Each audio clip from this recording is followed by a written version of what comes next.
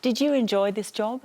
Yeah, it was my dream job. I'd worked 20 years to get that job. I interviewed the world's biggest celebrities. What happened that December? It was when the Duchess of Cambridge was admitted to hospital with severe morning sickness. That ended up being her pregnancy announcement as well. And in the media, you always look for an angle. What are we going to do to cover the story? And someone had an idea, let's do a prank call. The aim with this prank call, though, was to pretend to be the Queen and Prince Charles, do terrible accents and see how quickly we could be hung up on.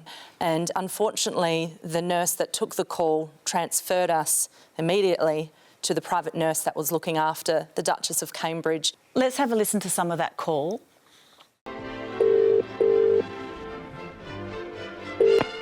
Hello, good morning, King Edward VII Hospital. Oh, hello there. Could I please speak to Kate, please, my granddaughter? Oh, yes, just hold on. ma'am. Thank you.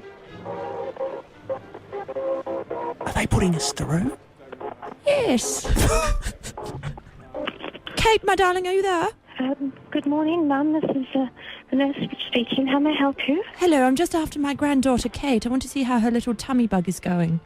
Mel, what was the initial response to the prank? The initial response to the prank was people found it funny. Prince Charles even made a joke about the call. We had the hospital talk out saying there would be no consequences towards the nurses that were involved, that it was a stupid prank.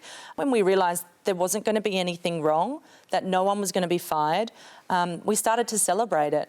On Friday, you heard some pretty shocking news. I was asleep and my partner at the time started to get all these tweets saying she's got blood on her hands, she's killed someone.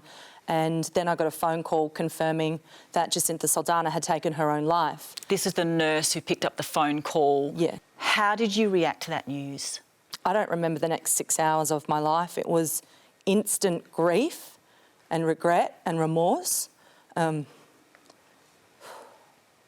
was just an awful situation to think that I was responsible for someone's death. Were you scared for your safety at that time?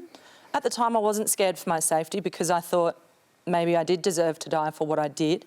My partner was standing on the balcony fearful that I was going to jump off. The nurse too, Mel, named you and your co-host in her suicide note.